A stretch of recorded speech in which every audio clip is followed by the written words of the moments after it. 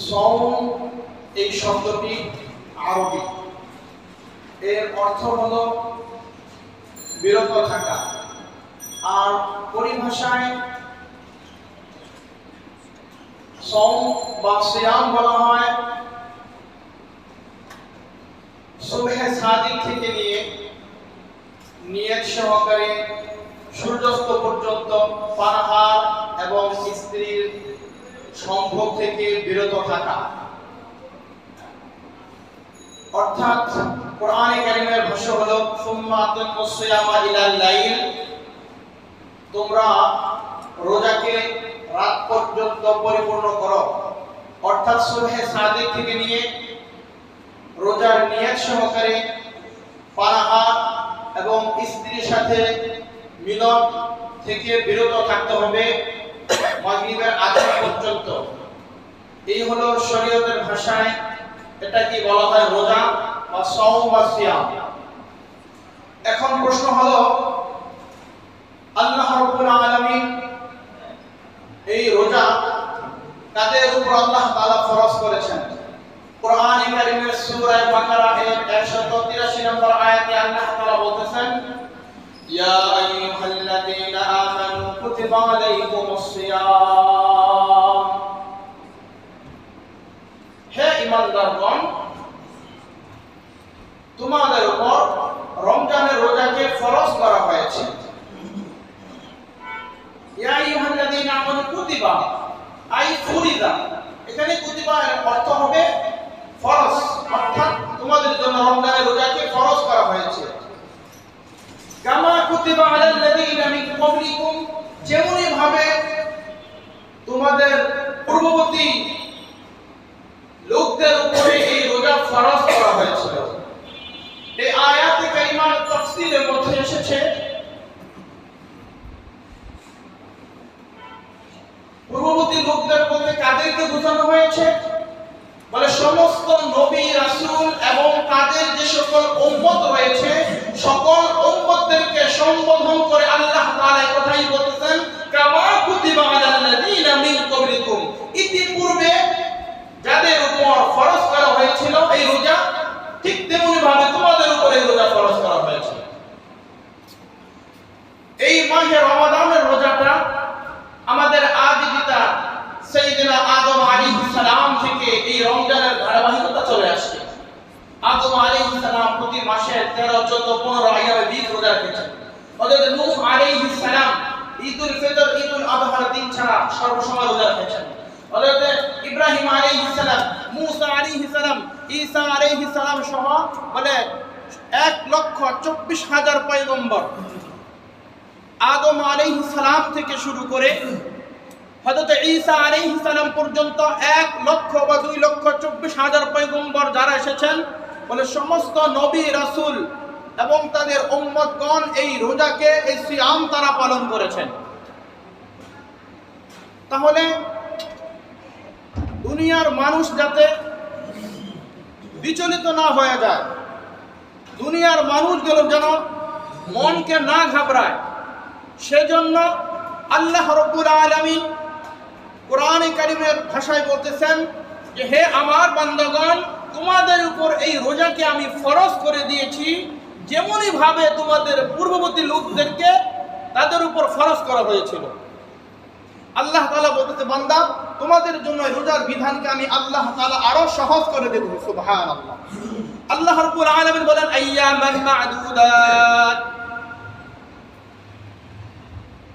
এই রমজানের রোজা নির্দিষ্ট কয়েকটি দিনের জন্য তোমাদের জন্য ফরজ করা হয়েছে। সুবহানাল্লাহ। আগের দিনের মানুষ কেউ 11 মাস, কেউ 10 মাস বলে অনেক লম্বা দীর্ঘ সময় তারা রোজা রাখতেন। আল্লাহ বলতেছেন আইয়ামান মা'দুদাত, নির্দিষ্ট কিছু সময়ের জন্য, নির্দিষ্ট কয়েকটি দিনের জন্য এই রোজার বিধানকে তোমাদের জন্য আমি আল্লাহ ফরজ করে দিয়েছি। সুবহানাল্লাহ। এরপর আল্লাহ তাআলা বলছে, বান্দা তোমাদের জন্য এই রোজার বিধানকে আমি আল্লাহ আরো ফরজ করে দিয়েছি। কিভাবে? ফামান কানা মিনকুম মারিদান আও আলা সাফারিন ফাইদ্দাতুম মিন আইয়ামিন উখর, আল্লাহ তাআলা বলতেছেন ফামান কানা মিনকুম মারিদান, তোমাদের মধ্যে যারা অসুস্থ হবে কঠিন রোগে আক্রান্ত হবে,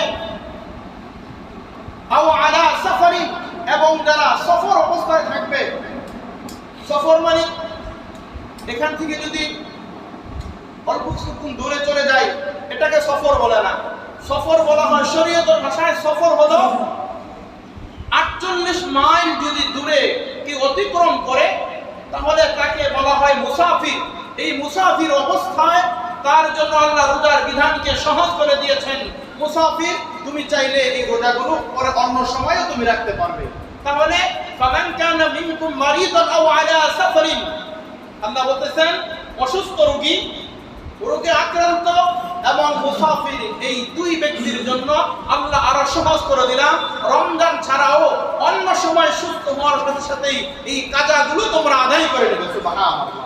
এবং যখনই সুস্থ হবে বলে সুস্থ হওয়ার সাথে সাথে আদায় করে নেবে। মুসাফির যখন মুকিম হবে, মুকিম হওয়ার সাথে সাথেই এই রোজাগুলো পালন করতে হবে। কিন্তু রোজা বাদ দেওয়া যাবে না, রমজান মাসে রাখতে পারি না অন্য মাসে মনে হয় রাখতে হবে না, বিষয়টা এমন নয়। রমজানে রোগের কারণে, অসুস্থতার কারণে রাখতে পারো নাই, অন্য সময় কি করতে হবে? রাখতেই হবে, এটা মাফ হবে না। এরপর আল্লাহ রাব্বুল আলামিন কোরআনে কারীমের অন্য আয়াতের মাধ্যমে আমাদেরকে এই রোজার বিধান আরো সহজ করে দিয়েছেন। আল্লাহ বলতেছেন ওয়ালাল্লাযীনা ইউতীকুনাহু ফিদিয়াতুন তুআমু মিসকিন। ওয়ালাল্লাযীনা ইউতীকুনাহু, তোমাদের মধ্যে যাদেরকে রোজা অতিশয় কষ্ট দেয়, অর্থাৎ তাদের জন্য রোজা রাখা অতি কষ্টকর হয়ে যায়। তাফসীরে কিতাবের মধ্যে লেখছে কাদের জন্য কষ্টকর? অতি বয়োবৃদ্ধ, মাজুর হওয়ার কারণে বয়স 120, 110 বলে এমন বয়সে উপনীত হয়েছে বলে এই ব্যক্তি এখন সে চাইলেও রোজা রাখতে পারতেছে না। বয়োবৃদ্ধ বলে বৃদ্ধ, তার বার্ধক্যের কারণে যদি রোজা রাখতে না পারে কষ্ট হয়। ওয়ালাল্লাযীনা ইউতীকুনাহু ফিদিয়াতুন তুআমু মিসকিন, তাহলে মিসকিনদেরকে তোমরা খাদ্য প্রদান করো। সুবহানাল্লাহ। এক একটা রোজার বিনিময়ে একজন মিসকিনকে 2 বেলা পেট ভর্তি করে উদর পূর্ণ করে তাদেরকে খানা খাওয়াতে হবে। অথবা যদি আপনারা ফিতরার হিসাব করে এক একটা ফিতরার পরিমাণ হিসাব করে যদি আপনারা ফিদিয়া দেন তাহলে দেখা গেল 4500 টাকার মতো আসে। তাহলে সেই টাকাটা গরীব মিসকিন, এতিম অসহায় যারা রয়েছে বলে তাদের মাঝে এগুলো বন্টন করে দিতে পারবে। এই ফিদিয়া একজন ফিদিয়া একাধিক ব্যক্তিকে অথবা একাধিক ফিদিয়া একজন ব্যক্তিকেও প্রদান করা যাবে। তাহলে কোরআনে কারীমের ভাষায় আমরা এই কথা স্পষ্ট আমাদের প্রমাণিত হয়ে গেল। আল্লাহ তাআলা প্রথম আমাদেরকে বলেছেন, হে ঈমানদারগণ, তোমাদের জন্য রোজার বিধানকে ফরজ করেছি যেমনি ভাবে পূর্ববর্তী লোকদের উপর ফরজ করেছিলাম। এই আয়াতে কারিমার মধ্যে যখন ওয়ালাল্লাযীনা ইউতীকুনাহু ফিদিয়াতুন তুআমু মিসকিন, ফিদিয়ার প্রচলন শুরু হয়ে গেল, ওই সময় যারা ধনীরা ছিল, ধনীরা ওই সময় রোজা না রেখে গরিবদেরকে টাকা পয়সা দিয়ে দিত। এখন অনেকে এই বিষয়টা মনে করে, হায় রে, মনে হয় আমার রোজাটা যদি আরেকজন রাখে তাহলে মনে হবে আমি তার 2 বেলার খাবার, সেহরি, ইফতার, শেষ রাতের খাবার বলে এগুলো যদি বন্ধ ব্যবস্থা করে দিই তাহলে মনে হয় আমি রোজা না রাখলেও চলবে। একটা সময় এমন ছিল ধনীরা টাকা দিয়ে গরিবদেরকে নিজেরা রোজা পালন করতো না। এরপর আল্লাহ তাআলা কোরআনে কারীমের আয়াত নাযিল করে দিয়েছে, ফামান শাহিদা মিনকুমুশ শাহরা ফালইয়াসুম, তোমাদের মধ্যে যারাই মাহে রমজান পাবে তাদেরকেই রোজা রাখতে হবে। সুবহানাল্লাহ। এখন ধনী গরিব, সাদা কালো, ছোট বড় বলে কারো কোনো ভেদাভেদ নাই। অর্থাৎ শরীয়তের গণ্ডির ভিতরে বালেগ বালেগা, নারী পুরুষ, সুস্থ মস্তিষ্ক যারা আছে সকলের উপরে আল্লাহ বলেছেন রমজান যারা পাবে ফামান শাহিদা মিনকুমুশ শাহরা ফালইয়াসুম, বলে প্রত্যেকের উপরেই উজর ব্যতীত উজর ছাড়া যারা শরীয়তের মুকাল্লাফ, শরীয়তের গণ্ডিতে যারা প্রবেশ করেছো তোমাদের উপর এই মাহে রমজানের রোজাকে বাধ্যতামূলক আমি আল্লাহ ঘোষণা করে দিলাম। তাহলে এই আয়াত কারিমার মাধ্যমে পূর্বের ধনীরা যে সকল টাকা পয়সার মাধ্যমে রোজা মানুষকে দিয়ে রাখাতো ওই কথা রহিত হয়ে গেছে, ওই বিধান বাতিল হয়ে গেছে। কিন্তু কোরআনে কারিমের বিধান এটা কিয়ামত পর্যন্ত আছে থাকবে, কিন্তু ওই আয়াতের যে বিধান, এক আয়াতের বিধান আরেক আয়াতের মাধ্যমে আল্লাহ রহিত করেছেন, কিন্তু আয়াত রহিত হয় নাই, আয়াত আয়াতের জায়গায় ঠিকই থাকবে। কথা স্পষ্ট বুঝতেছেন তো? তাহলে আল্লাহ প্রথমে বলছেন তোমাদের উপর রোজা ফরজ করেছি যেমন ভাবে তোমাদের পূর্ববর্তী লোকদের উপর ফরজ করেছিলাম। এখন মানুষ চিন্তায় পড়ে গেছে, হায় হায়, না জানি এই রোজা কত কষ্ট। হ্যাঁ, যারা সারাদিন সিগারেট টানে, সারাদিন পান খায়, বিভিন্ন খালি মনে একটার পর একটা খাইতে চিন্তা করে, হায় হায় রে, আল্লাহ পূর্ববর্তী লোকদের মতো রোজা ফরজ করেছে। আল্লাহ বলছে, বান্দা একটু অপেক্ষা করো, তোমাদের জন্য দীর্ঘ 12 মাস রোজার বিধান আমি আল্লাহ দেই নাই। আইয়ামা মা'দুদা, নির্দিষ্ট কয়েকটি দিনের জন্য এই রোজার বিধানকে তোমাদের উপর ফরজ করেছে। সুবহানাল্লাহ। এরপর আল্লাহ বলছেন, শোনো, নির্দিষ্ট কয়েকদিনের জন্য যদিও ফরজ করেছি, তবে যারা অসুস্থ, যারা মুসাফির, বলে এই সকল বান্দা বান্দিগণ যখন মুসাফির মুকিম হবে, অসুস্থ হবে, তখন তারা এই রোজাগুলো তারা রাখবে। সুবহানাল্লাহ। এরপরে আল্লাহ আরো সহজ করে দিয়েছেন যে আমার বান্দা বান্দির মধ্যে অনেকে এমন কঠিন বয়োবৃদ্ধ হয়ে গেছে, হ্যাঁ, বলে চিররোগে আক্রান্ত হয়ে গেছে, এই রোগ আর কখনো ভালো হওয়ার নয়, এই বৃদ্ধ আর কখনো যুবক হওয়ার নয়, বলে এই সকল বান্দাদের জন্য অপশন হলো তোমরা তোমাদের এই রোজা না রাখার কারণে তোমরা ফিদিয়া প্রদান করে দিবে। তবে হ্যাঁ, মনে রাখতে হবে, এই চির রোগী যে জীবনভর অসুস্থ ছিল, সে যদিও কখনো সুস্থ হয়, তবে এই রোজাগুলো আবার তাকে কাজা আদায় করতে হবে, ফিদিয়া দেওয়ার পরেও যদি সে সুস্থ হয়। এই বৃদ্ধ সে যদি আবার এক সময় এমন হয়, এখন 70-80 বছর হয়ে গেছে, রোজা রাখতে পারে না, কিন্তু একটা সময় এমন আসলো, এরপরে মোটামুটি আলহামদুলিল্লাহ অনেকে ক্যান্সারের রোগী দোয়া কান্না মুনাজাতের মাধ্যমে বলে বিভিন্ন আল্লাহ তাআলার কাছে দোয়া করতে করতে সুস্থ হয়ে গেছে। যে রোগী ভালো হওয়ার কথাই ছিল না, হ্যাঁ, রিভার্সিবল হয়ে গেছে, অসম্ভব ভালো হওয়ার কথা, আল্লাহ ভালো করে দিয়েছে, কিন্তু তার ফিদিয়া দেওয়া হয়েছে। সে যদি কখনো সুস্থ হয়, আল্লাহ বলে তখন তুমি কাজা রোজার মতো আবার তুমি আদায় করো। তাহলে কোরআন এবং হাদিসের মাধ্যমে এই কথাই প্রমাণিত হলো যে আল্লাহ আমাদের জন্য এই রোজাকে অনেক সহজ আল্লাহ করে দিয়েছেন। এবার আসেন মাসআলাগতভাবে যদি আমরা একটু দেখি, কোরআন এবং হাদিসের মাধ্যমে যে ব্যাখ্যা বিশ্লেষণ আমরা এতক্ষণ পর্যন্ত আলোচনা শুনেছি, তার মধ্যে এই কথাই প্রমাণিত হয়েছে যে যারা কঠিন রোগে আক্রান্ত তাদের জন্য আল্লাহ পরবর্তীতে রোজা রাখার জন্য বিধান করে দিয়েছেন, যারা মুসাফির পরে রাখবে, এবং যারা গর্ভবতী যে গর্ভবতী মহিলা যদি এমন হয় আমি যদি এখন এই মুহূর্তে রোজা রাখি তাহলে আমার সন্তানের প্রাণ হানি হওয়ার আশঙ্কা রয়েছে। কথা ভালো করে বোঝার সকলে চেষ্টা করবেন। এরপরে যেই মা যেই বোন বাচ্চাকে দুধ পান করান, ওই বাচ্চাকে দুধ পান করানোর সময় যদি এমন মনে হয় আমি রোজা রাখলে আমার বাচ্চা একবারই প্রাণহানি হয়ে যাবে, একবারই আমার স্তনের দুধ সে পাবে না, তাহলে সন্তান ক্ষুধার যন্ত্রণায় কষ্ট করবে, কষ্ট হবে, এবং সে কোনো ভারী শক্ত খাবার, এখন আটা সুজি এই জাতীয় কোনো খাবারও খেতে পারে না। আল্লাহ বলছে এই মায়ের জন্য এই রোজাকে আল্লাহ বলতে পরবর্তীতে এই রোজাগুলো রাখবে। ঠিক তেমনি ভাবে কঠিন কোনো রোগে আক্রান্ত আপনি নিজে যদি বলেন যে আমি আসলে রোগে আক্রান্ত, নিজের ফতোয়া চলবে না। একজন ডক্টরের কাছে যেতে হবে, সে প্রেসক্রিপশন লিখবে, সে আপনাকে পরীক্ষা নিরীক্ষা করে আপনাকে দেখবে যে আসলেই আপনার ভিতরে এই রোগটা কি পরিমাণ আছে। এই পরিমাণ রোগের কারণে আপনি যদি উপবাস থাকেন, রোজা রাখেন, তাহলে আপনি আসলেই প্রাণহানি হবেন কিনা, ক্ষতিগ্রস্ত হবেন কিনা। যদি না হন, ডাক্তার নির্ণয় করে দিবে। নির্ণয় করে দেওয়ার পরে এরপরে মুহাদ্দিস যারা আলেম আছে, যারা মুফতি রয়েছে, এই মুফতি সাহেবদের কাছে আপনি ফতোয়া জিজ্ঞাসা করবেন যে ডক্টরের সার্টিফিকেট এই তার বর্ণনা, এই তার ফর্মুলা, এই তার কথা, এখন বলেন এই অবস্থায় আমি রোজা রাখবো কিনা। ডক্টরের কাজ ফতোয়া দেওয়া না, ডক্টরের কাজ হচ্ছে রোগ নির্ণয় করা। সে রোগ নির্ণয় করে দিবে, রোগ ধরে দিবে, কি তার সমস্যা সেটা সে বলে দিবে, কিন্তু ফতোয়া দিবে উলামায়ে কেরাম, ফতোয়া দিবে মুহাদ্দিস আলেম, ফতোয়া দিবে মুফতি সাহেব। তারা এই তার রোগ অনুযায়ী ফতোয়া দিবে আপনি রোজা রাখবেন কি রাখবেন না। নিজের কোনো কথা, নিজের মন গড়া কোনো কথা, নিজের পাকনামি, ডাক্তারের কথা, কারো কথাই আপনার চলবে না। রোগ নির্ণয়ের পরে আলেমের কাছে যাবেন, আলেম ওই রোগ অনুযায়ী যে ফতোয়া দিবে, আপনি ওই নিয়ম, ওই পন্থা, ওই পদ্ধতি আপনি ওই অনুযায়ী আপনি আমল করবেন। এই হলো মোট কথা। এখন আমাদের একটা বিষয় এমন হয়ে গেছে, আল্লাহ রাসূল সাল্লাল্লাহু আলাইহি ওয়াসাল্লাম স্পষ্ট জানিয়ে দিয়েছেন, প্রত্যেকটা সুস্থ মস্তিষ্কের নারী পুরুষ বালেগা তারা মুকিম, বলে এই সকল মানুষদের উপরে আল্লাহ রোজার বিধান ফরজ করেছেন।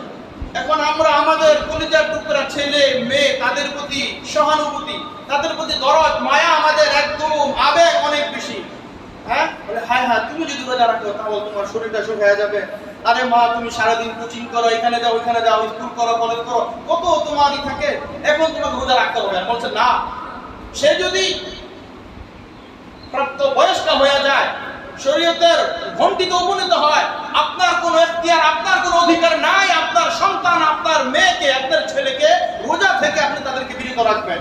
হ্যাঁ, যদি আপনি রাখেন আল্লাহর কসম এর কাফারা এবং এর জবাব আল্লাহর কাছে আপনাকে দিতে হবে। এজন্য আমাদের অধীনস্থ যারা রয়েছে, আমাদের ছেলে আমাদের মেয়ে অথবা আমাদের অধীনস্থ যারা আমাদের দায়িত্বে রয়েছে, বলে তারা যদি শরীয়তের গণ্ডির মধ্যে যদি উপনীত হয়, তাহলে আমাদের দায়িত্ব এবং কর্তব্য হলো তাদেরকে রোজার জন্য আহ্বান করা, রোজা রাখানো আমাদের দায়িত্ব এবং কর্তব্য। এবার আসেন রোজা। আল্লাহ রাসূল সাল্লাল্লাহু আলাইহি ওয়াসাল্লাম বলতেছেন, আস-সাওমু লি আনা ওয়া আজজি বি, রোজা যে রাখবা, রাখলে একটা প্রতিদান আছে না। আল্লাহর হাবিব বলতেছেন, আস-সাওমু লি, রোজা আমার জন্য, ওয়া আনা আজজি বি, এবং এর প্রতিদান, এর বদলা আমি আল্লাহ নিজ হাতে বান্দাদেরকে প্রদান করব। সুবহানাল্লাহ। মানুষ হজ করে, যাকাত দেয়, হ্যাঁ, এরপরে বিভিন্ন ইবাদত করে, কুরবানি করে, সব ইবাদতের সওয়াব আল্লাহ ফেরেশতার মাধ্যমে দিয়ে দিবে। বলে কেন? বলে কুরবানি করেছো, মানুষ তোমাকে বলবে হায় রে কুরবানি করছো। যাকাত দিতেছ, মানুষ তোমাকে বলবে যাকাত দে। তুমি দান করো, মানুষ তোমাকে দানবীর বলবে। তুমি সমাজের সেবামূলক কাজ করো, সমাজ সেবক বলে তোমাকে আখ্যায়িত করবে। বলে সব কটা জিনিস মানুষকে দেখানোর জন্য। হজ করে মানুষ আমাকে হাজী বলবে, তাই না? লম্বা চরিত্রে আছে, ওদিকে যাচ্ছি না। হজ করে মানুষ আমাকে হাজী বলে ডাকবে।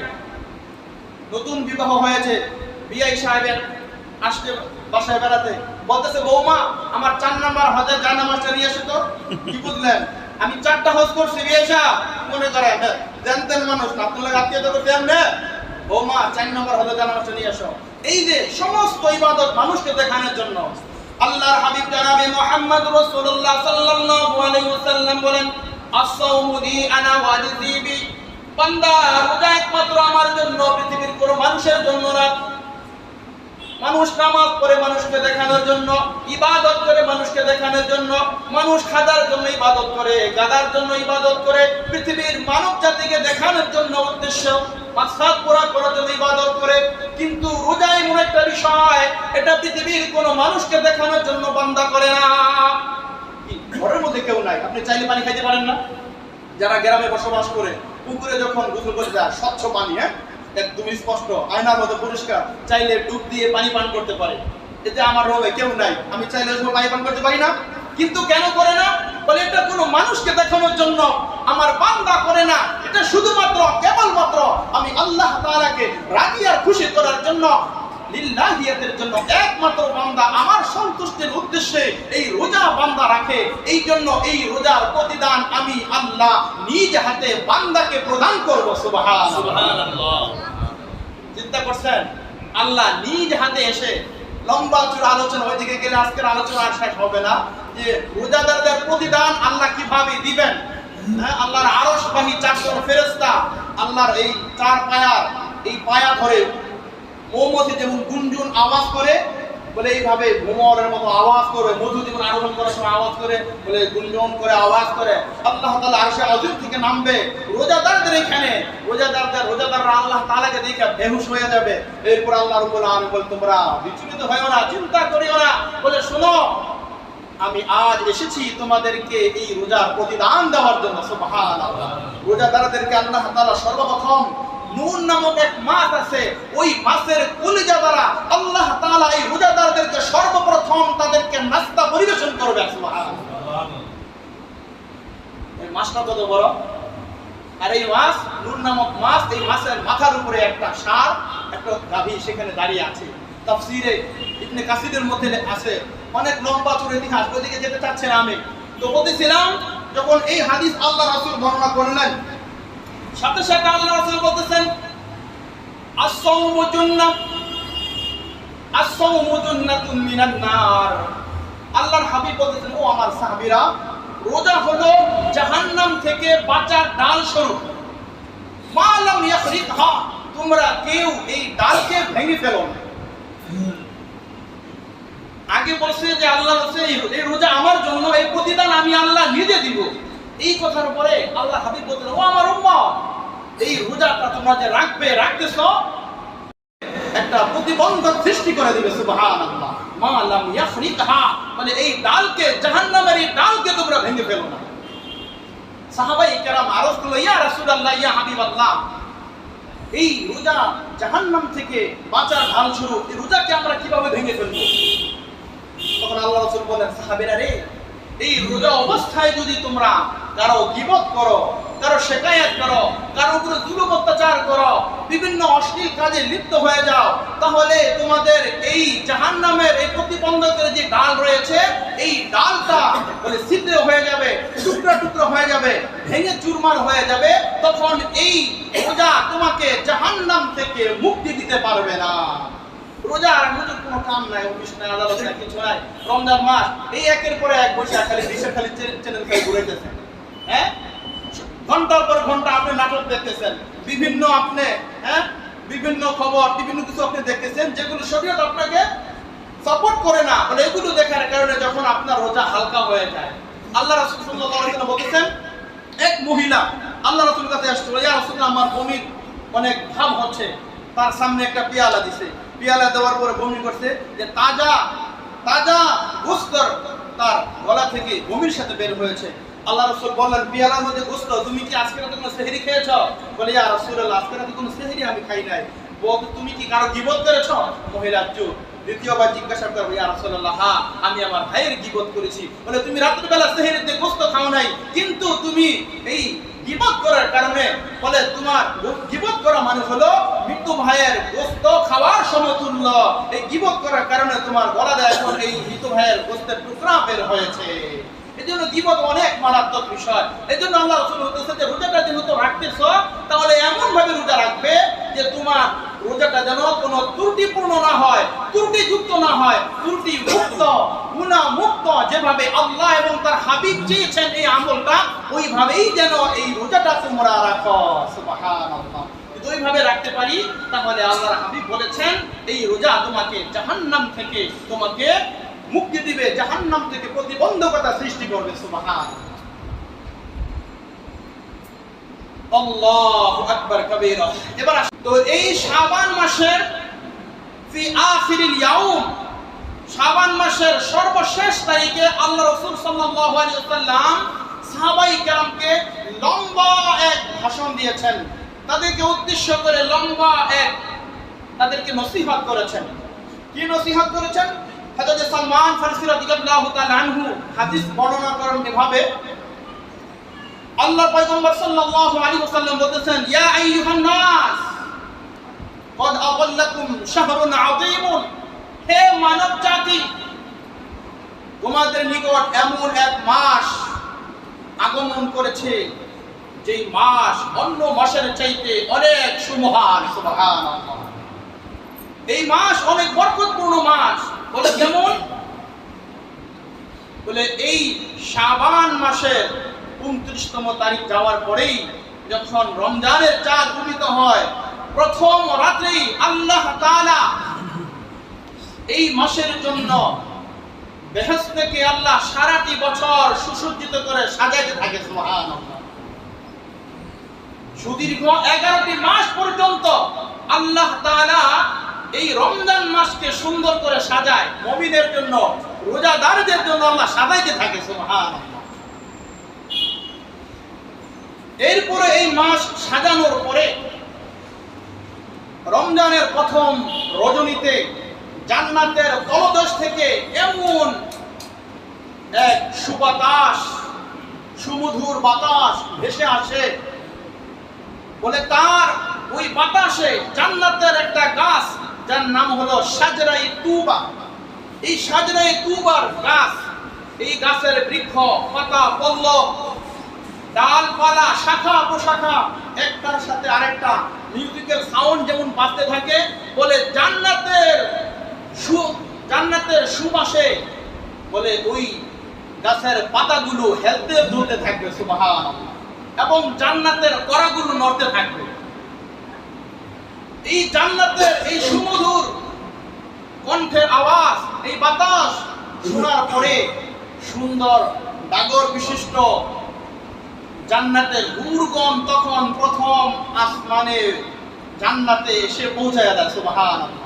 জান্নাতের বালাখানায় জান্নাতের হুরগণ এই মৃদু আওয়াজে, সুন্দর মিউজিক্যাল সাউন্ডের আওয়াজে জান্নাতের হুর তখন জান্নাতের বালাখানায় এসে তখন এই কথা ঘোষণা করে, আসো আল্লাহর কোন বান্দা, আল্লাহ তাআলার কাছে তোমরা আবেদন করবে আমাদেরকে বিবাহ করার জন্য। সুবহানাল্লাহ। রোজাদারদেরকে স্বাগতম জানায়, আহলান সাহলান, তোমাদের মধ্যে এমন কেউ আছো কি যে আমাদেরকে বিবাহ করবে? আমরা আত্মপ্রকাশিত হয়েছি, বলো তোমার রবের কাছে দরখাস্ত পেশ করো, আবেদন করো, আমরা তোমাদের এই বিয়েতে প্রস্তুত আছি। সুবহানাল্লাহ। চিন্তা করছেন? এই পরিপ্রেক্ষিতে আল্লাহর হাবিব ইয়া আইয়ুহান নাস কদ আযাল্লাকুম শাহরুন আযীমুন, এটা এমন এক মাস যে মাস অত্যন্ত মহান, অনেক বরকতপূর্ণ মাস। আল্লাহর হাবিব সাল্লাল্লাহু আলাইহি ওয়াসাল্লাম বলেছেন, এই মাসের শুরুতেই ইদা দাখালা রমাদান ফুতিহাত আবওয়াবুল জান্নাহ। আল্লাহর হাবিব সাল্লাল্লাহু আলাইহি ওয়াসাল্লাম বলেন, রমজানের শুরুতেই চাঁদ উদিত হওয়ার সাথে সাথেই আল্লাহ তাআলা জান্নাতের সকল দরজাগুলো আল্লাহ তাআলা উন্মুক্ত করে দেন। সুবহানাল্লাহ। জান্নাতের প্রত্যেকটা দরজা আল্লাহ মুমিনের জন্য খুলে দেন, একটা দরজাও জান্নাতের বন্ধ থাকে না। সুবহানাল্লাহ। ওয়াবুল্লিকাত আবওয়াবু জাহান্নাম, আর অপরদিকে জাহান্নামের প্রত্যেকটা দরজাকে আল্লাহ বন্ধ করে দেয়, একটা জাহান্নামের দরজাকে আল্লাহ খোলা রাখেন না। সুবহানাল্লাহ। তাহলে এই রমজানের প্রথম রজনীতে জান্নাতের সকল দরজাগুলো আল্লাহ খুলে দেয়, একটা দরজাও বন্ধ থাকে না। জাহান্নামের সকল দরজাগুলো আল্লাহ বন্ধ করে দেয়, একটা দরজাও আল্লাহ খোলা রাখে না। আর এই মাসেই যদি আল্লাহর কোনো বান্দা যদি ইন্তেকাল হয়, তাহলে আল্লাহর তৈরি সোজা জান্নাতে পৌঁছে দেবে। সুবহানাল্লাহ। জাহান্নাম তো বন্ধ, যাবে কোথায়? জান্নাতে। সুবহানাল্লাহ। এই জন্য রমজান মাস বরকতপূর্ণ মাস। এরপরে আল্লাহ রাসূল সাল্লাল্লাহু আলাইহি ওয়াসাল্লাম বলেছেন, আল্লাহ তাআলা জিবরাইল আলাইহিস সালামকে হুকুম করলেন, জিবরাইল, ইদা কানা আউয়ালু লাইলাতিন মিন শাহরি রমাদান সুফিদাতিশ শায়াতিন ওয়া মারাদাতুল জিন্নি। আল্লাহ তাআলা বলেন, জিবরাইল যাও, তোমাকে হুকুম করে দিলাম, আমার আদেশ পালন করো, অহংকারী শয়তান এবং অবাধ্য জিনকে তুমি বন্দী করে সমুদ্রে তাদেরকে নিক্ষেপ করে দাও। রমজানের শুরুতেই অহংকারী শয়তান, অহংকারী কেন করছে? আল্লাহ বলছে না, ওয়াইদ কুলনা লিল মালাইকাতি ইসজুদু লিআদম ফাসাজাদু ইল্লা ইবলিস। আল্লাহ বলছে সকল ফেরেশতাদের, মালাইকা ফেরেশতা সিজদা করো আদমকে, সবাই সিজদা করেছে, সিজদা করে নাই ইবলিস বলছে আমি, আবা ওয়াস্তাকবার, সে অস্বীকার করেছে। আল্লাহ বলছে সে নিজেকে, তার ভিতরে অহংকার ছিল, অহমিকা ছিল, আমি হইলাম আগুনের তৈরি, আর আদম হইল মাটির তৈরি, সুতরাং আমি কিভাবে আদমকে সিজদা করব? ভিতরে যে অহংকার আসছে, আল্লাহ বলতেছেন সুফিদাতিশ শায়াতিন। অপর হাদিসে বর্ণনা হয় সিলসিলাতুশ শায়াতিন, অর্থাৎ এই অহংকারী শয়তানকে শিকল দ্বারা আবদ্ধ করো। ওমারাদাতুল জিন্নি, এবং অবাধ্য জিন যারা রয়েছে, খারাপ জিন্নাত যারা রয়েছে, এই জিন্নাতকে তাদেরকে শিকল দ্বারা আবদ্ধ করে, বন্দী করে তাদেরকে সমুদ্রে নিক্ষেপ করে আসো। যতদিন পর্যন্ত রমজান চলবে ততদিন পর্যন্ত তাদের কোনো মুক্তি নাই, তাদের সেখান থেকে আর তাদেরকে উঠিয়ে আনা হবে না। এখন প্রশ্ন হলো, হুজুর, এই রমজানেও দেখি একদল সিগারেট টানে, আবার পর্দার আড়ালে বসে হোটেলে খায়, আবার বিভিন্ন পরিবেশ নষ্ট করে। তারা শয়তান কি চায় নাই? শয়তান কি আল্লাহ বন্দী করে নাই?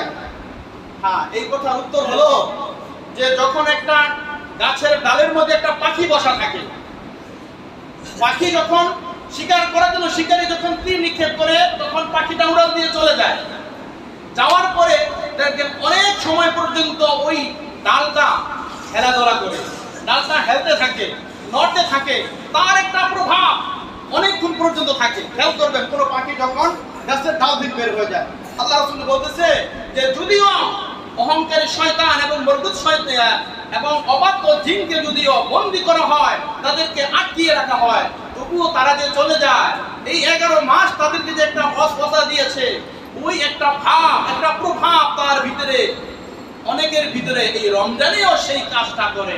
হ্যাঁ, যারা ইমানদার, যারা মুসলিম বলে, তারা হয়তোবা ওই প্রভাবে, ওই আসরে তারা পতিত হয় না। তাহলে এই রমজান মাস আল্লাহর রাসূল বলতেছেন, ইয়া আইয়ুহান নাস কদ আযাল্লাকুম শাহরুন আযীমুন, এটা এমন এক মাস যেই মাসে তোমরা অধিক পরিমাণে আল্লাহ তাআলার ইবাদত করবে। এরপর আল্লাহ রাসূল সাল্লাল্লাহু আলাইহি সাল্লাম বলতেছেন, মান সামা রমাদান ঈমানান ওয়া ইহতিসাবান গুফিরা লাহু মা তাকদ্দামা মিন যামবি। অপর হাদিসের মধ্যে আল্লাহ রাসূল সাল্লাল্লাহু আলাইহি ওয়াসাল্লাম বলতেছেন, খরজা কায়াউমিন ওয়ালাদাতহু উম্মুহু। দুই হাদিসের বর্ণনা দুই ভাবে। আল্লাহ রাসূল সাল্লাল্লাহু আলাইহি ওয়াসাল্লাম বলতেছেন, কোন ব্যক্তি যদি মান সামা রমাদান ঈমানান ওয়া ইহতিসাবান, ঈমানের সাথে সওয়াবের আশায়, কি বলছে? ঈমানের সাথে। কোন কাফের যদি রোজা রাখে সারা বছর, কোন কাজ হবে? কথা কি আমার বুঝতেছে? বোঝেন না? একটু মনে হয় কবরস্থানে আমি আলোচনা করতেছি। কথার উত্তর জিজ্ঞাসা করলে দিতে হবে, তাহলে বুঝবো আমার কথা বুঝতেছেন। আল্লাহর হাবিব বলেন, মান সামা রমাদান ঈমানান ওয়া ইহতিসাবান, যদি কোন ঈমানদার ঈমানের সাথে সওয়াবের আশায় যদি মাহে রমাদানের রোজা রাখে এবং রাতের বেলায় ইবাদত করে, নামাজ পড়ে, অর্থাৎ তারাবি নামাজকে আদায় করে, গুফিরা লাহু মা তাকদ্দামা মিন যামবি, তাহলে আল্লাহ তাআলা তার পূর্বের, আল্লাহ তাআলা তার পিছনের সকল গুনাহকে আল্লাহ maaf করে দেয়। সুবহানাল্লাহ। তাহলে রোজা রাখতে হবে ঈমান অবস্থায়। কোন কাফের, মুশরিক, ইহুদি, খ্রিস্টান, এরা যদি রোজা রাখে, সারা বছর রোজা রাখলে কোনো ফায়দা হবে না। কেন? বলে ঈমান যার ভিতরে নাই, সে যত ইবাদত করুক তার কোনো কাজে আসবে না। ঈমানের সাথে সওয়াবের আশায় যারা রোজা রাখবে, আল্লাহর হাবিবের ঘোষণা হলো যে তাদেরকে আল্লাহ পবিত্র করে দেবে। সুবহানাল্লাহ। অন্য হাদিসের মধ্যে আসছে, ইন্নাল্লাহা ফারাদা সিয়াম রমাদান ওয়া সানানতু লাকুম কিয়ামা লাইলিহি। আল্লাহর হাবিব বলতেছেন যে রোজা কা ইয়াউমিন ওয়ালাদাতহু উম্মুহু, যে কোন ব্যক্তি যদি ঈমানের সাথে এই রমজানের রোজা রাখে, রাতের বেলায় তারাবি নামাজ আদায় করে, ওয়া কিয়ামা লাইলিহি, এই লাইলিহি এর উদ্দেশ্য হলো তারাবি নামাজ। তারাবি নামাজ যদি কেউ আদায় করে, তাহলে আমি আল্লাহর ঘোষণা হলো যে একজন মা একজন সন্তানকে সবেমাত্র প্রসব করলে যেমন হয়ে যায়, আমি আমার বান্দাকে ওই নবজাতক মাসুম বাচ্চার মতো বানায় দেই। সুবহানাল্লাহ। তাহলে এই রোজার যেই প্রতিদান দিনের বেলায় রয়েছে, আল্লাহর হাবিব অন্য হাদিসে মধ্যে বলেছেন, জাআলাল্লাহু সিয়ামাহু ওয়া কিয়ামাহু তাতাওয়ান, তোমরা রাতের বেলায় কিয়াম করবে, দিনের বেলায় রোজা রাখবে। এবার রাতের বেলায় আমরা নামাজ কিভাবে পড়ব, কতটুকু পড়ব, সেই সম্পর্কে আল্লাহ রাসূল সাল্লাল্লাহু আলাইহি ওয়াসাল্লাম বলেছেন, মান তাকাররাবা ফীহি বিখাসলাতিন মিনাল খায়রি কানা কামান আদ্দা ফরিদাতান ফীমা সাওয়া।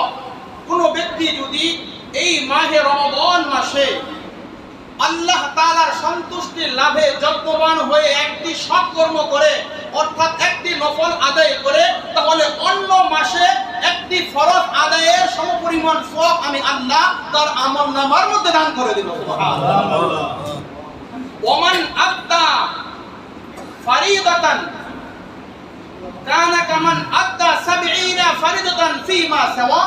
আর কোন আল্লাহর বান্দা যদি এই মাসে একটি ফরজ আদায় করে তাহলে অন্য মাসের 70টি ফরজের সমপরিমাণ সওয়াব আমি আল্লাহ তার আমলনামার মধ্যে দান করে দেব। সুবহানাল্লাহ। তাহলে মাহে রমাদানে একটা নফল যদি কেউ আদায় করে অন্য মাসের একটা ফরজের সমতুল্য সওয়াব, আর কেউ যদি একটা ফরজ আদায় করে অন্য মাসের 70টা ফরজের সওয়াব আল্লাহ তাআলা তার আমলনামার মধ্যে দান করে দেবেন। কি পরিমাণ সওয়াব! তাহলে রাসূলুল্লাহ সাল্লাল্লাহু আলাইহি ওয়াসাল্লাম হাদিসের মাধ্যমে আমরা এই কথা স্পষ্ট প্রমাণিত হয়ে গেল, দিনের বেলায় রোজা রাখা, রাতের বেলায় দাঁড়িয়ে দাঁড়িয়ে কিয়াম করা অর্থাৎ তারাবি নামাজ আদায় করা। তারাবি নামাজ আদায় করব এই ক্ষেত্রে রাসূলুল্লাহ সাল্লাল্লাহু আলাইহি ওয়াসাল্লামের কোরআনে কারীমের অকাট্য দলিল হলো ওমা ইয়াতিকু আনিল হাওয়া ইন হুয়া ইল্লা ওয়াহয়ু ইউহা। আল্লাহ রাসূল সাল্লাল্লাহু আলাইহি ওয়াসাল্লাম নিজের মন করা কোনো কথা তিনি কখনো বলেন না, তিনি যাই বলেন সব কিছু ওহীর মাধ্যমে যা তার উপর নাযিল হয় ওই অনুযায়ী আল্লাহ রাসূল আমাদেরকে বার্তা পাঠিয়েছেন। ওহী দুই প্রকার, একটা ওহী মাতলু আর ওহী গায়রি মাতলু। ওহী মাতলু বলা হয় ওই ওহীকে যে ওহীর ভাব এবং ভাষা উভয়টাই আল্লাহ তাআলার পক্ষ থেকে হয়, এটা হলো কোরআনে কারীম। আর ওহী গায়রি মাতলু বলা হয় ওই ওহীকে যেটার ভাব অর্থ আল্লাহ তাআলার পক্ষ থেকে প্রকাশিত, আল্লাহ তাআলার পক্ষ থেকে আল্লাহ রাসূলকে দেওয়া হয়, আর সেই আল্লাহ তাআলার সেই ভাবটাকে রাসূলুল্লাহ সাল্লাল্লাহু আলাইহি ওয়াসাল্লাম নিজের ভাষায় উম্মতের কাছে ব্যক্ত করে, এটাকেই বলা হয় ওহী গায়রি মাতলু। তাহলে ওহীর মাধ্যমে রাসূলুল্লাহ সাল্লাল্লাহু আলাইহি ওয়াসাল্লামের আমল প্রমাণিত। এবার আসলে রাসূলুল্লাহ সাল্লাল্লাহু আলাইহি ওয়াসাল্লাম যে তারাবি নামাজ আদায় করেছেন, আল্লাহ রাসূল সাল্লাল্লাহু আলাইহি ওয়াসাল্লাম নিজে তারাবি আদায় করেছেন এবং জামাতের সাথে আল্লাহ রাসূল সাল্লাল্লাহু আলাইহি ওয়াসাল্লাম তারাবি করেছেন। এমন হয়েছে রাসূলুল্লাহ সাল্লাল্লাহু আলাইহি ওয়াসাল্লাম যখন নামাজে গিয়েছেন, প্রথম দিন অনেক লোক হয়েছে, দ্বিতীয় দিন আরো বেশি, তৃতীয় দিন দেখেন মসজিদে কানায় কানায় ভরপুর, চতুর্থ দিন আল্লাহ রাসূল দেখলেন বাহির থেকে মসজিদে এই পরিমাণ লোকের সমাগম হয়েছে, সকলেই নবীজির জন্য বসেছিল। আজকে নবীজি চতুর্থ দিন নবীজি মসজিদে আসেন নাই, না আসার কারণে সাহাবায়ে কেরাম নামাজ আদায় করেছে।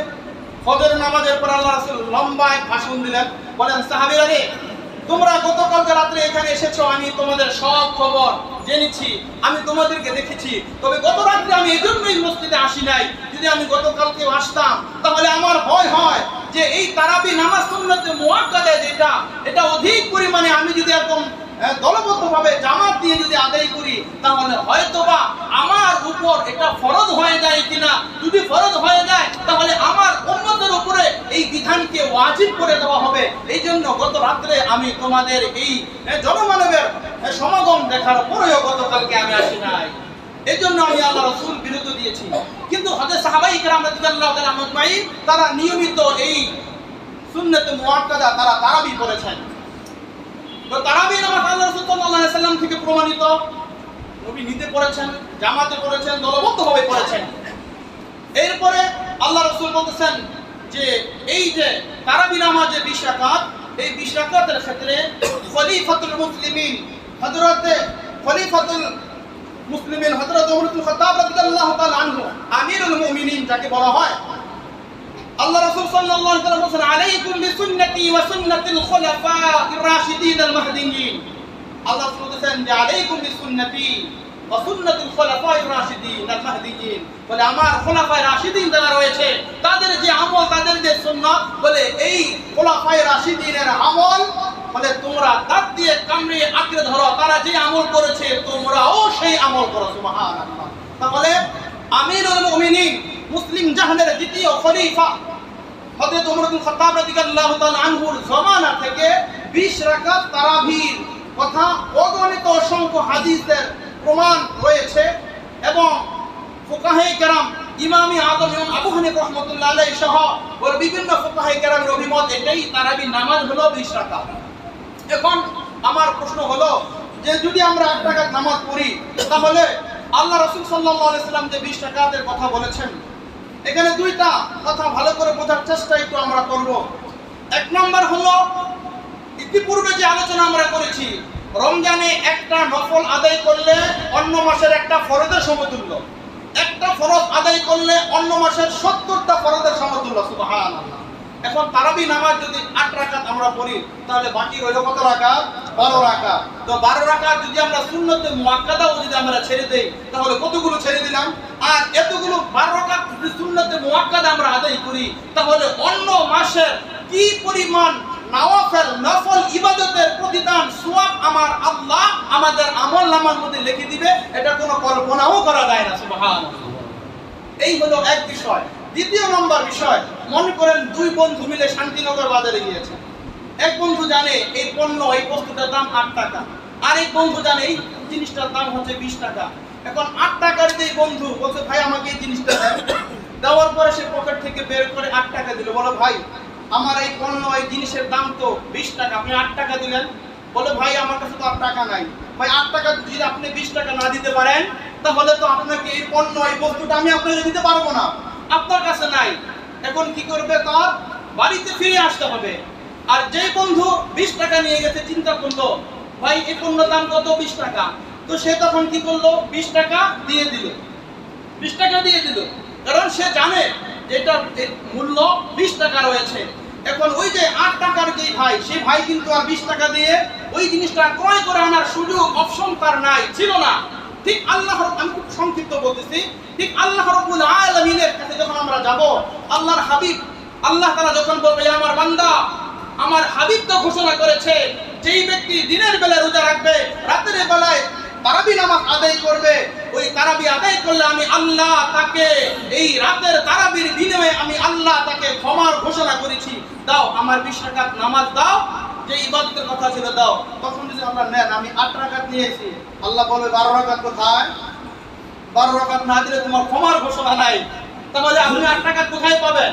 যে আল্লাহ আবার আমাকে দুনিয়াতে পাঠান, আবার যাই খাতুন মসজিদে গিয়ে আবার 20 রাকাত কইরা 12 রাকাত পূরণ করে এরপরে আসি, আল্লাহ সুযোগ দিবে? একজন মানুষ ইন্তেকাল হওয়ার পরে হাত্তাকে ইলা ইয়ামুল কিয়ামত, কিয়ামত পর্যন্ত আর পৃথিবীতে আসার কোনো সুযোগ থাকবে? কোনো অপশন থাকবে? কোনো অপশন থাকবে না। তখন আপনার কি অবস্থা হবে? দ্বিতীয় শ্রেণীর মানুষ, যখন আল্লাহ বলে 20 রাকাত দাও, সাথে সাথে আমলনামা বের করে দিয়ে দিবে, এই দেখ আমার রোজা, দিনের রোজা, রাতের 20 রাকাত কিয়ামুল লাইল আমি 20 রাকাত করেছি। আল্লাহ বলে, যাও তোমার জন্য গুফিরুল্লাহু মা তাকাদ্দামা মিন যামবি, তোমাকে ক্ষমা করা, পুত পবিত্র করে তোমাকে জান্নাত দিয়ে দিলাম। সুবহানাল্লাহ। এজন্য ভাই তারাবি নামাজ 20 রাকাত পড়ার প্রয়োজন, 20 রাকাতই পড়তে হবে। অনেক লম্বা চূড়া আলোচনা ছিল, দুইটা বিষয়ের আলোচনা। আল্লাহ রাসূল সাল্লাল্লাহু আলাইহি ওয়াসাল্লাম, সালমান ফারসি রাদিয়াল্লাহু তাআলা আনহু লম্বা হাদিস, 2-4 ঘন্টা আলোচনা করলে এই হাদিসের আলোচনা শেষ হবে না। শেষের দুইটা পয়েন্টের কথা শুধু বলে দিচ্ছি। আল্লাহ রাসূল সাল্লাল্লাহু আলাইহি ওয়াসাল্লাম বলেছেন, মান ফাত্তারা ফীহি সাইমান কানা লাহু মাগফিরাতান লিযুনুবিহি, যেই ব্যক্তি কোনো রোজাদারকে ইফতার করাবে, আল্লাহ তাআলা তার গুনাহকে আল্লাহ তাআলা ক্ষমা করে দিবেন। ওয়া ইদ্দু রাকাবাতিহি মিনান নার, এবং তাকে আল্লাহ তাআলা জাহান্নাম থেকে আল্লাহ তাকে মুক্ত করে দিবেন। ইফতার করার কারণে আল্লাহ তাআলা তার গুনাহ মাফ করে দিবেন এবং জাহান্নাম থেকে মুক্তির কারণ হয়ে যাবে। ওয়া কানা লাহু মিসলু আজরিহি, এবং এই রোজাদার সারাদিন উপবাস থেকে যে পরিমাণ রোজার প্রতিদান সওয়াব পেয়েছে, ওই পরিমাণ সওয়াব আল্লাহ তাআলা আপনার আমলনামার মধ্যে আল্লাহ দান করে দেন। মিন গায়রি আইয়ুন তাকাসা মিন আজরিহি শাইউন, তবে এই ক্ষেত্রে যে রোজাদার, যিনি রোজা রেখেছেন, ওই রোজাদারের সওয়াব থেকে বিন্দু মাত্র কোনো সওয়াব কমানো হবে না। সুবহানাল্লাহ। এই হাদিস শোনার পরে সাহাবায়ে কেরাম বলতেছেন, কি না ইয়া রাসূলুল্লাহ, ওগো আল্লাহর রাসূল, আমাদের মধ্যে কোন সাহাবীর এই পরিমাণ সাধ্য সামর্থ্য নেই আমরা কাউকে ইফতার করাবো, তাহলে আমাদের কি অবস্থা হবে? আল্লাহর হাবিব হাদিসের পরের অংশে বলতেছেন, ইউতিল্লাহু হাযা সাওবা মান ফাত্তারা সাইমান আলা মাযকাতি লাবানিন আও তামারাতিন আও শারবাতিন মিন মাইন। আল্লাহর রাসূল বলতেছেন, সাহাবীরা রে, তোমাদের মধ্যে কেউ যদি কোনো রোজাদারকে এক ঢোক দুধ অথবা একটা খেজুর অথবা একটু পানির বিনিময়ে যদি তোমরা কাউকে ইফতার করাও, তবু আমার আল্লাহ ওই রোজাদারের সমপরিমাণ সওয়াব আল্লাহ তোমার আমলনামার মধ্যে দান করে দেবে। সাহাবী বললেন, ইয়া রাসূলুল্লাহ, আমার তো কোনো দুধ নাই, আমি কিভাবে তাকে দুধ পান করাবো? এটা খেজুর দাও। খেজুর আমার কাছে নাই। নবীজি বলছে, তাহলে কি এক ঢোক পানি তাকে পান করাতে পারবে না? নবীজি বলছেন, হ্যাঁ, এক ঢোক পানির মাধ্যমে যদি কোনো রোজাদারকে ইফতার করাও, আল্লাহ কসম ওই রোজাদারের সমপরিমাণ সওয়াব আল্লাহ তোমার আমলনামায় দেবে। তো হুজুর, রোজাদারকে এত সওয়াব, তাহলে যদি এই রাতে খাবার খাওয়ায়, শেষ রাতে সেহরি খাওয়ায়, তাহলে সওয়াব নাই? আল্লাহ বলতেছেন, ওমান আশবা সাইমান সাকাহু আল্লাহু মিন হাউদি শারবাতান লা ইয়াদমাউ হাত্তা ইয়াদখুলাল জান্নাহ। কোন ব্যক্তি যদি কোন রোজাদারকে পেট ভর্তি করে, উদর পূর্ণ করে যদি কোন রোজাদারকে কেউ খাবার খাওয়ায়, তাহলে ওই ব্যক্তিকে আমার হাউজে কাউসার থেকে পানি পান করানো হবে। এমন পানি পান করানো হবে যে সে জান্নাতে যাওয়া পর্যন্ত, না যাওয়া পর্যন্ত পানির পিপাসা আর লাগবে না। সুবহানাল্লাহ। যদি রোজাদারকে খানা খাওয়ান, পেট ভর্তি করে, পেট পূর্ণ করে, আল্লাহ হাবিব বলেছে, সাকাহুল্লাহু মিন হাউজি শারবাতান, আমার হাউজ থেকে তাকে এমন পানি পান করানো হবে যে সে জান্নাতে প্রবেশ যতক্ষণ পর্যন্ত না করবে, বলে 50,000 বছর পর্যন্ত হাসরের ময়দানে দাঁড়িয়ে থাকতে হবে, বলে 50,000 বছর পর্যন্ত পানির পিপাসাই লাগবে না। সুবহানাল্লাহ। এজন্য ইফতারির অনেক ফজিলত রয়েছে। অনেকে আমরা সেহরি খাই না, বদ অভ্যাস। আল্লাহ রাসূল বলেছেন, সেহরি খাও, সেহরির মধ্যে বরকত নিহিত রয়েছে। এটা আল্লাহ রাসূলের সুন্নাত না হলেও এটা মুস্তাহাব। সেহরি খাওয়া, সেহরি অবশ্যই খেতে হবে। সেহরি খাওয়া মুস্তাহাব, এবং সেহরি এটা হলো বরকত। এই বরকতের খানা আপনাকে খেতে হবে। অনেকে রাত্রে 1টা বাজে খেয়ে শুয়ে থাকেন না, শেষ রাতে সেহরি খাবেন। শেষ রাতে সেহরি খাবেন, আমল করবেন, এরপরে কি করবেন? জামাতে নামাজ পড়বেন। কিন্তু 1টা বাজে 12টা বাজে খানা খেয়ে শুয়ে থাকেন, ফজর কোন দিকে যায় কোনো খবর থাকে না। এই জন্য সেহরি খেতে হবে, সেহরি অভ্যাস তৈরি করতে হবে। যাই হোক মুহতারাম হাজিরিন, যে অনেক লম্বা চূড়া পড়ে 3-4 জুমার আলোচনা আজকে করা, কারণ আমাদের অন্য বিষয়ে আলোচনা হয়েছিল, যার কারণে আমরা এই আলোচনাগুলো ধারাবাহিক করতে পারি নাই। তো এই হলো আমাদের আজকের রমজানের মূল বিষয়। আর রমজান যেহেতু শুরু হয়ে যাবে, তো সেক্ষেত্রে আমাদের রমজানের মধ্যে সবচাইতে 2-4টা কাজ বেশি করতে হবে। তার 2টা কাজ হলো আল্লাহ তাআলার জন্য, আর 2টা কাজ হলো নিজের জন্য। 2টা কাজ আল্লাহর জন্য, সেটা হলো বেশি বেশি করে কালিমা লা ইলাহা ইল্লাল্লাহ পাঠ করতে হবে, এবং বেশি বেশি ইস্তিগফার করতে হবে, আস্তাগফিরুল্লাহ আস্তাগফিরুল্লাহ। এই 2টা হলো আল্লাহ তাআলার জন্য। আর নিজের জন্য 2টি কাজ করতে হবে, 2টি চাওয়া আল্লাহ তাআলার কাছে চাইতে হবে। আল্লাহুম্মা ইন্না নাসআলুকাল জান্নাতা ওয়া নাউযু বিকা মিনান নার। আল্লাহ তাআলার কাছে জান্নাত চাইতে হবে, আর জাহান্নাম থেকে মুক্তি চাইতে হবে। এই হলো আজকের আলোচনার বিষয়। তো মুহতারাম হাজিরিন, যে আলোচনাগুলো করলাম, এই আলোচনার মধ্যে আল্লাহ রাব্বুল আলামিন আমাদের রমজানের শুরু থেকে যত আমল ইবাদতের কথা শুনেছি, আমি সহ সকলকে আমলগুলো করার তৌফিক আল্লাহ তাআলা দান করুন। সকলে বলুন আমিন। মুহতারাম হাজিরিন, আপনারা সকলেই অবগত রয়েছেন, আজকে 28শে শাবান, আগামীকাল চাঁদ উদিত হলে কালকে তারাবি হবে। প্রতি বছর আপনারা যেভাবে আলহামদুলিল্লাহ আমাদের খাদেম ফাউন্ডেশন মসজিদে আপনারা তারাবি করে থাকেন, প্রতি বছরের ন্যায় আলহামদুলিল্লাহ এবারও আমাদের হাফেজ সাহেবগণ আলহামদুলিল্লাহ খতমে তারাবি পড়াবেন মসজিদ কমিটির পক্ষ থেকে। সেই জন্য ইনশাআল্লাহ আমরা সকলেই যথাযথ সময়ে আমরা এই তারাবি নামাজে অংশগ্রহণ করবো ইনশাআল্লাহ। এবং